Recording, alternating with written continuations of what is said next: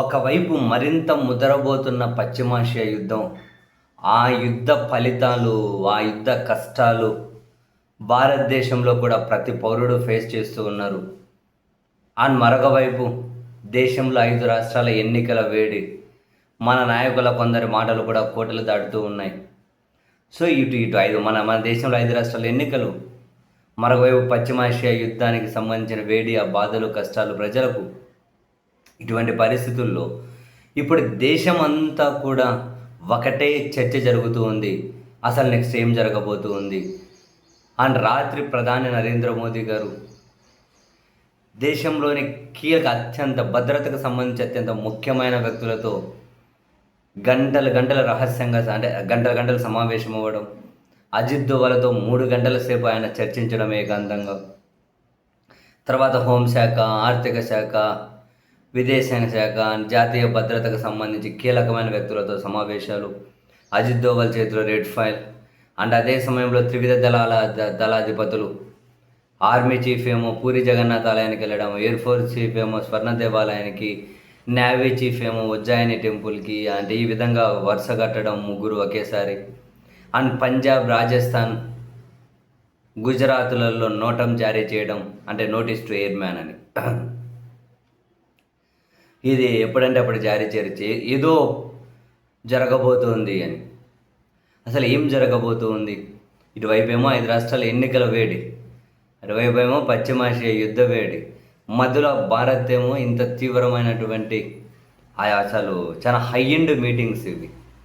ఆ నోటం కూడా జారీ చేశారు. త్రివిధ దళాధిపతులు గుళ్ళకెళ్తూ ఉన్నారు.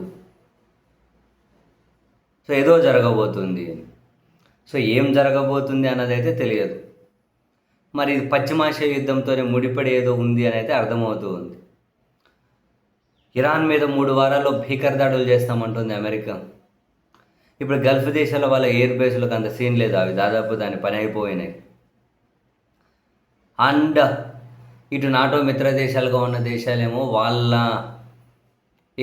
వాళ్ళ భూభాగాన్ని వాడుకోవడానికి వాళ్ళు అనుమతి ఇవ్వడం లేదు.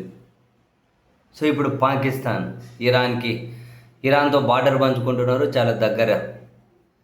సో ఇప్పుడు పాకిస్తాన్ ఏవైనా కనుక అమెరికాకు తన భూభాగాన్ని ఇవ్వబోతూ ఉందా? భూభాగాన్ని యుద్ధంలో ఇరాన్ మీద దాడి కోసం అమెరికా ఉపయోగించుకోబోతుందా?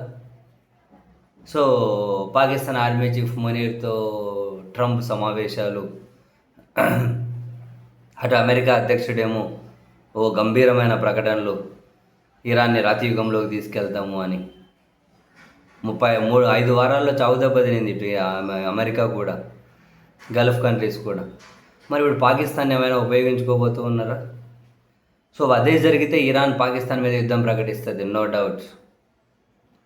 మరి అన్నాడు ఇరాన్ పాకిస్తాన్ మీద కూడా అటాక్ చేస్తే ఈ సందట్లో సడేమియా పాకిస్తాన్ ఏమైనా అమెరికాతో కలిసి భారత్ మీద ఇంకేమైనా ప్లాన్ బి ఎగ్జిక్యూట్ చేయబోతూ ఉన్నారా? అటువంటి సమాచారం ఏమైనా ఉందా? ఏం మనం అంటే ఇవన్నీ కనుక హైపోథెటికలే. బట్ ఏదో అయితే జరగబోతుంది. చాలా సీరియస్గా ఉన్న దేశ నాయకత్వం. ఇప్పుడు చెప్పినవన్నీ అవే. దేశం నిద్రపోతున్న వేళ దేశ నాయకత్వం ఇటువంటి ఎమర్జెన్సీ మీటింగ్స్, గంటలు గంటలు, ఒక్క అజిత్ దోవల్తోనే 3 గంటల మీటింగ్. తర్వాత ఇందులో తర్వాత finance minister, national security advisors, home minister, రక్షణ శాఖ, ఫారిన్ అఫైర్సు, అత్యంత కీలకమైనటువంటి త్రివిధ దళాధిపతులు. ఏం జరుగుతుందో తెలియదు, బట్ ఏదో జరగబోతుంది అయితే అనిపిస్తూ ఉంది.